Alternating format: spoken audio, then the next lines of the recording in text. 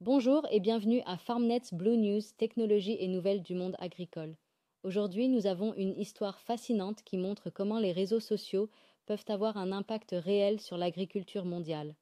Un phénomène TikTok est en train de bouleverser le marché international des pistaches. Bonjour à tous. Oh, ça m'intrigue déjà. Comment un simple réseau social comme TikTok peut-il affecter le marché d'un produit agricole aussi établi que la pistache? C'est tout simplement incroyable. Tout a commencé fin 2023 avec une vidéo présentant ce qu'on appelle maintenant le chocolat de Dubaï, une barre de chocolat au lait fourré d'une crème de pistache. Cette vidéo a été visionnée plus de 120 millions de fois. Tu imagines l'impact? 120 millions? C'est énorme. Mais attends, qu'est-ce qu'il a de si spécial ce chocolat pour créer une telle frénésie?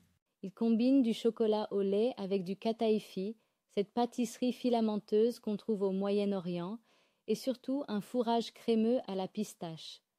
Le chocolatier émirati Fix l'a nommé avec humour Can't get knaif of it, un jeu de mots sur le dessert arabe traditionnel. Et depuis, c'est la folie. Et, Ça a l'air délicieux, je dois l'avouer. Mais en quoi cela affecte-t-il le marché agricole mondial? eh bien, la demande pour ces chocolats a explosé tellement vite que ça a provoqué une pénurie internationale de pistaches. Les prix ont bondi de 7,65 $ à 10,30 $ la livre en seulement un an. C'est une augmentation de plus de 34%. C'est fou.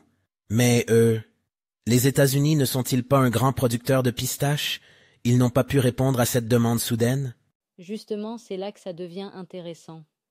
Les États-Unis, qui sont effectivement le premier exportateur mondial, ont connu une mauvaise récolte l'année dernière. Et ironie du sort, les pistaches qu'ils ont produites étaient de meilleure qualité, donc elles ont été vendues principalement entières dans leur coque. Ah, je comprends. Donc pas assez de pistaches décortiquées pour l'industrie chocolatière. Exactement. Et pendant ce temps, l'Iran, l'autre grand producteur mondial, a augmenté ses exportations vers les Émirats arabes unis de 40% en seulement 6 mois comparé à l'année entière précédente. C'est un bouleversement complet du marché. Mais attendez une seconde. Est-ce que les grandes marques de chocolat n'ont pas anticipé cette tendance? Ils auraient dû sécuriser leurs approvisionnements, non? C'est là que ça devient presque comique. Même les géants comme Ledrac et Lindt qui ont rapidement créé leur propre version du produit sont complètement dépassés par la demande. Charles Gendreau, directeur général du groupe Presta, qui possède plusieurs marques britanniques de chocolat de luxe, a déclaré que cette demande a pris toute l'industrie par surprise. Il a dit, je cite, c'est comme si c'était sorti de nulle part. Soudainement, on le voit dans chaque épicerie de quartier. Ça me fait penser à d'autres phénomènes viraux qui ont affecté les marchés alimentaires. Vous vous souvenez de la pénurie d'avocats il y a quelques années? Mais là, on parle d'une culture qui prend des années à établir. Les pistachiers mettent, quoi, 7 à 10 ans avant de produire correctement? Tout à fait. Les pistachiers prennent effectivement des années à devenir productifs. C'est pourquoi cette situation est si problématique pour l'industrie. On ne peut pas simplement planter plus d'arbres et résoudre le problème en quelques mois. Certains magasins en sont même réduits à rationner le nombre de barres vendues par client. C'est quand même fascinant de voir comment un simple contenu viral peut avoir des répercussions aussi concrètes sur l'économie réelle. Ça soulève des questions sur l'influence des médias sociaux sur nos chaînes d'approvisionnement, tu ne trouves pas? Absolument, ça montre la puissance incroyable des plateformes comme TikTok aujourd'hui. Un créateur de contenu peut littéralement déclencher une pénurie mondiale d'un produit agricole. Mais je me demande si cette tendance va durer ou si c'est juste un engouement passager. Hmm, je ne suis pas sûr que ce soit si éphémère. Les pistaches sont déjà très populaires dans la pâtisserie et la confiserie de luxe. Cette tendance a peut-être juste accéléré une demande qui existait déjà. Et puis, une fois qu'on a goûté à un bon chocolat à la pistache, difficile de revenir en arrière, non? Tu marques un point, d'autant plus que les pistaches sont considérées comme un super aliment avec leurs bienfaits pour la santé. Elles sont riches en protéines, en fibres et en antioxydants. Bien sûr, noyées dans le chocolat, l'aspect santé devient discutable. Ha! Oui, disons que l'argument santé perd un peu de sa force quand on parle de barres chocolatées. Mais dis-moi, est-ce que cette situation pourrait représenter une opportunité pour de nouveaux pays producteurs de pistaches? C'est une excellente question. Traditionnellement, la production est concentrée aux États-Unis et en Iran, mais des pays comme la Turquie, la Syrie et même la Chine pourraient voir là une opportunité d'investir davantage dans cette culture. Le problème, c'est le temps nécessaire et les conditions climatiques spécifiques dont les pistachiers ont besoin. Et qu'en est-il des alternatives? Est-ce que d'autres fruits à coque pourraient remplacer la pistache dans ces chocolats?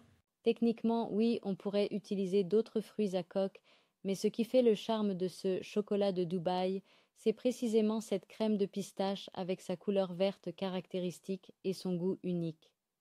Les fabricants pourraient essayer avec des amandes ou des noisettes, mais ce ne serait plus vraiment le produit viral que les gens recherchent. C'est vrai. Et j'imagine que certains utilisent déjà des colorants et des arômes artificiels pour essayer de reproduire l'expérience avec moins de pistaches réelles. Tu as tout compris, c'est exactement ce qui se passe actuellement.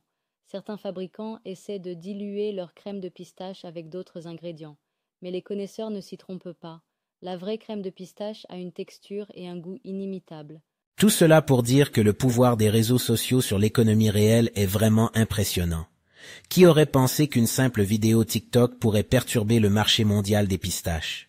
C'est le monde dans lequel nous vivons maintenant, un monde où l'agriculture et les médias sociaux sont plus connectés que jamais.